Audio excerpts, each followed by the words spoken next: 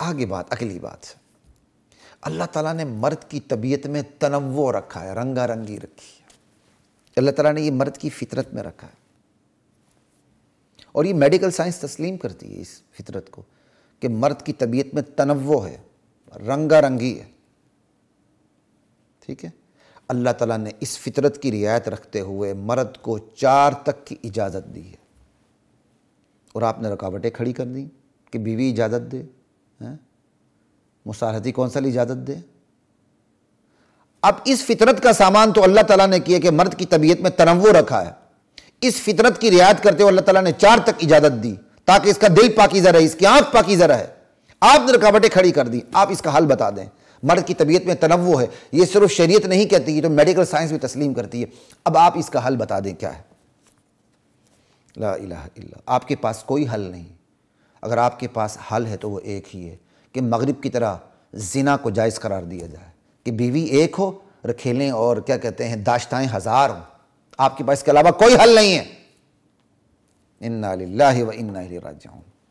جب مرد کی طبیعت میں تنوع ہے، وہ ایک سے زائد نکاح کرنا چاہتا ہے اور اس کو معاشرے میں روکا جاتا ہے کہ وہ ایک سے زائد نکاح نہ کرے، تو پھر وہ ایک سے بھی انصاف نہیں کر سکتا۔ یاد رکھیں، وہ ایک سے بھی انصاف نہیں کر سکتا، اور اس انصاف میں جو رکاوٹیں آئی ہیں وہ ان کے ساتھ بھی انصاف نہیں کرے گا۔ بیوی بنی ہے، مصالحتی کونسل بنی ہے، ریاست بنی ہے، سیاست بنی ہے، معاشرہ بنا ہے، خاندان بنا ہے، قبیلہ بنا ہے، فیملی بنی ہے، وہ کس کے ساتھ انصاف کرے گا؟ وہ دل میں پھر کینہ اور بغض رکھے گا ان کے بارے میں۔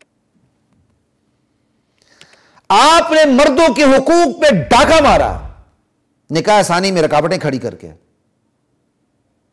اب مجھے یہ بتائیں وہ اپنے دل کو کیسے پاکیزہ رکھے؟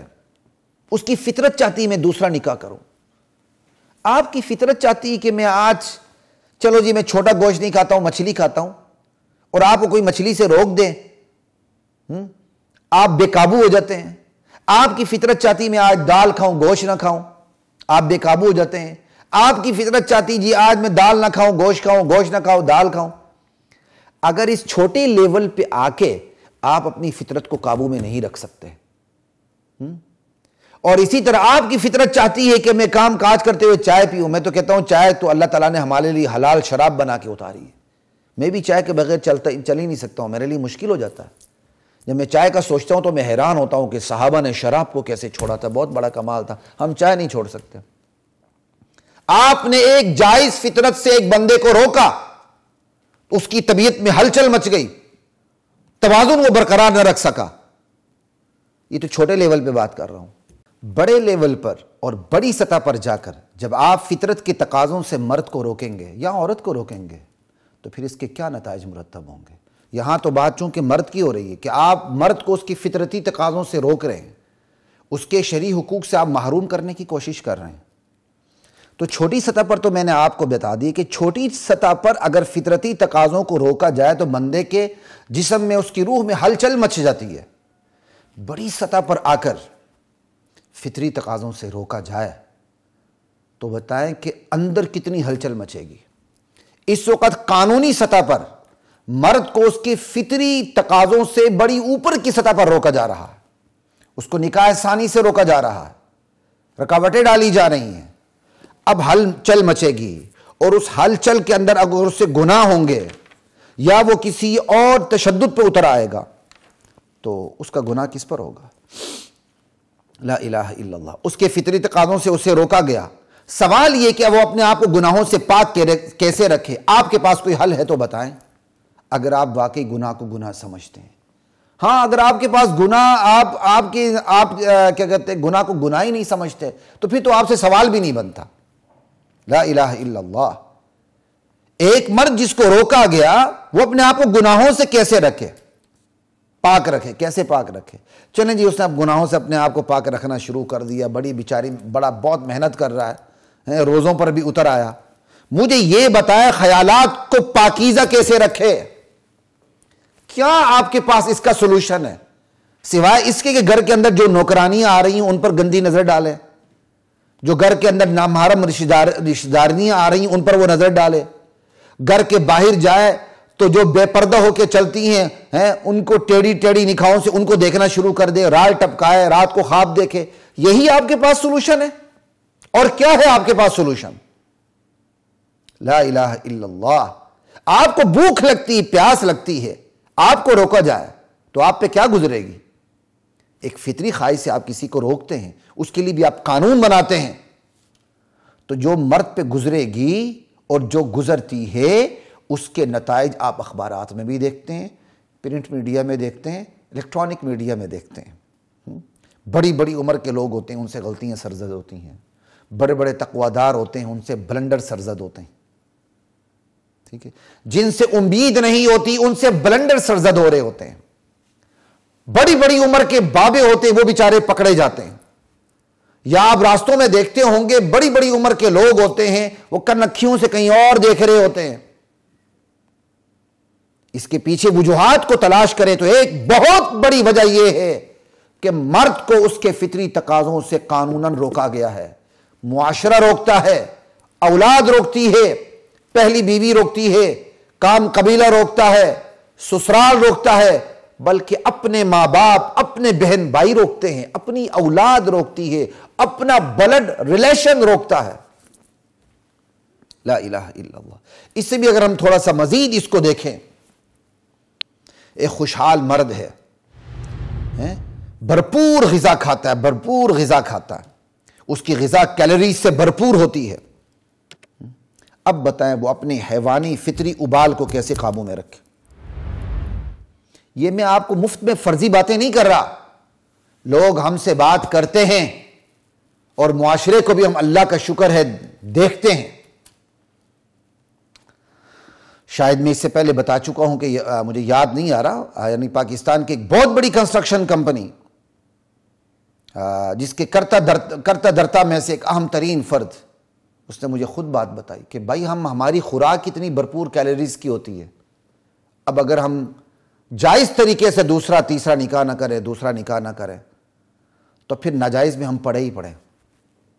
ایمانداری سے بتائیں، طاقتور خوراک کھاتے ہوئے اور فطری تقاضے کے ہوتے ہوئے اس چمک دمک والی دنیا کے اندر کسی کو اس کی بھوک پیاس سے روکا جائے، اس کی جائز جنسی خواہش سے روکا جائے، تو بتائیں نتائج کیا مرتب ہوں گے؟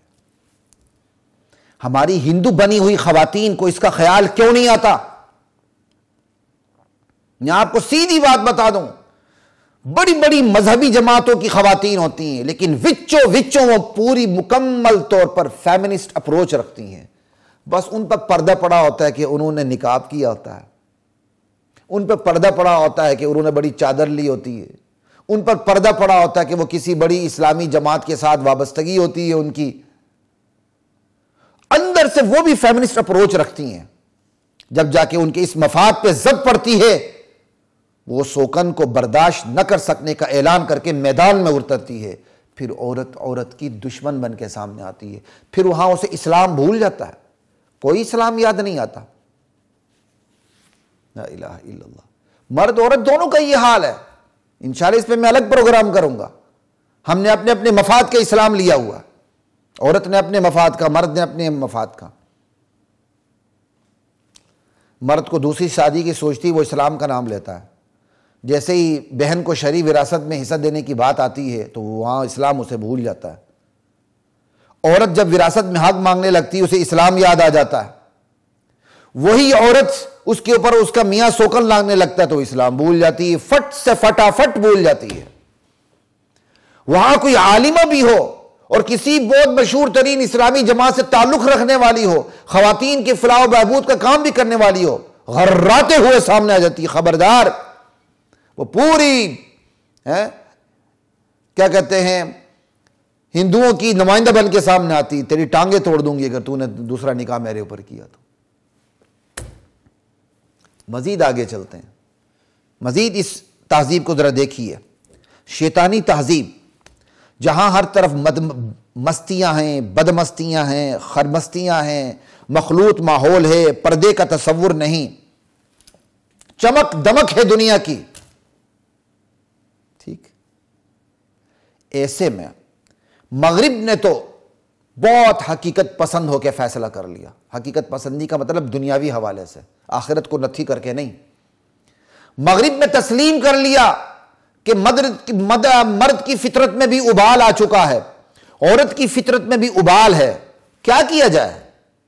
جیسے بھوک پیاس لگتی ہے، اس کی جنسی خواہش کو ابال آیا ہوا ہے، کیا کیا جائے؟ مغرب نے زنا کو لیگلائز کر دیا کہ ذرا بھوک لگتی، پیاس لگتی ہے، جنسی خواہش کی بھی بھوک پیاس لگتی ہے، تو اس نے زنا کو لیگلائز کر دیا، زنا کو لیگلائز کر دیا حقیقت پسند بنتے ہوئے، آخرت سے نتھی نہ کر کے، صرف دنیا کو سوچ کر حقیقت پسند بنتے ہوئے زنا کو لیگلائز کر دیا۔ انہوں نے اس کا یہ حل شیطانیت میں ڈھونڈا کہ مرد اور عورت کی فطرت میں جو ابال ہے اس کا حل کیا ہے۔ اس نے یہ علاج شیطانیت میں ڈھونڈا، زنا میں ڈھونڈا کہ باہمی رضامندی سے میرا جسم، میری مرضی، مائی باڈی مائی چوائس، جو بھی ہو جائے بس ٹھیک ہے۔ میں مسلمانوں سے سوال کرتا ہوں، مسلمان ریاست سے سوال کرتا ہوں، مسلمان قائدین اور معاشرے سے سوال کرتا ہوں، خاندان کے بڑوں سے سوال کرتا ہوں، آپ نے کیا علاج ڈھونڈا اس کا؟ کیا علاج ہے آپ کے پاس؟ بتائیں ذرا۔ مغرب نے تو علاج ڈھونڈ لیا، آپ علاج ایسا تلاش کر سکتے ہیں کہ مرد نکاح نہ کرے، زنا کرے؟ سمجھ آئیے؟ یہ تو شریعت نے پہلے دن علاج تجویز کر دیا تھا کہ مرد 1 سے لے کر 4 تک شادی کر سکتا ہے، اور ابتدا بھی 1 سے نہیں کی، 2 سے کی۔ 1 پر تب اسلام آیا جب تم عدل نہ کر سکو تو، وگرنہ اسلام آغاز ہی 2 سے کرتا۔ اسلام نے تو اس کا علاج نکاح میں ڈھونڈا، مغرب نے اس کا علاج زنا میں ڈھونڈا۔ دونوں حقیقت پسند، اسلام بھی حقیقت پسند اور مغرب بھی حقیقت پسند۔ مغرب کی حقیقت پسندی بڑی محدود دائرے میں، بہت محدود دائرے میں، دنیا کی حد تک حقیقت پسند، آخرت کے بارے میں مغرب اندھا، اس لیے جہنم کا راستہ کھلا ہے۔ اسلام دنیا اور آخرت دونوں کو دیکھ کر حقیقت پسند ہوا۔ اسلام نے کہا نہیں، حقیقت پسندی محدود تناظر میں نہ دیکھی جائے، حقیقت پسندی کو رکھا جائے وسیع تناظر میں، کہ بندہ نہ صرف دنیا میں کامیاب ہو بلکہ آگے بھی کامیاب ہو، آنے والی زندگی میں بھی کامیاب ہو۔ تو اسلام نے اس کا حل جائز تعلق میں ڈھونڈا، نکاح میں ڈھونڈا۔ 2 کرو، 3 کرو، 4 کرو، عدل نہ کر سکو تو 1 پہ گزارا کرو۔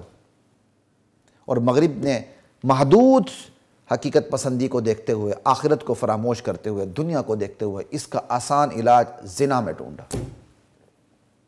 اب آپ نے نکاح پر پابندی لگائی، نکاح پہلی بیوی کی مرضی کے بغیر نہیں ہو سکتی۔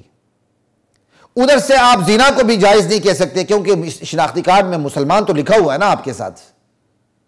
تو اب آپ نہ زنا کی طرف جا سکتے ہیں نہ آپ نکاح کی طرف جا سکتے ہیں، تو بتائیں کیا علاج ہے آپ کے پاس؟ صم بکم عمی فہم لا یرجعون، یہ آیت اتری ہے کافروں کے لیے، لیکن چسپاں آپ جیسے لوگوں پر ہوتی ہے جو اسلام کے فطری تقاضوں کے اوپر پابندی لگانے کی کوشش کرتے ہیں۔ لا الہ الا اللہ واللہ اکبر۔ آپ نے یہی علاج ڈھونڈا ہے کہ شوہر نامدار کو ہتھکڑیاں لگا دی جائیں، بیڑیاں ڈال دی جائیں پاؤں میں، ہاتھوں میں ہتھکڑیاں ڈال دی جائیں، اصلاح ہو جائے گی، دوسری شادی سے بعد آ جائے گا۔ کیا کبھی ایسا ممکن ہوا ہے؟ انا للہ و انا الیہ راجعون۔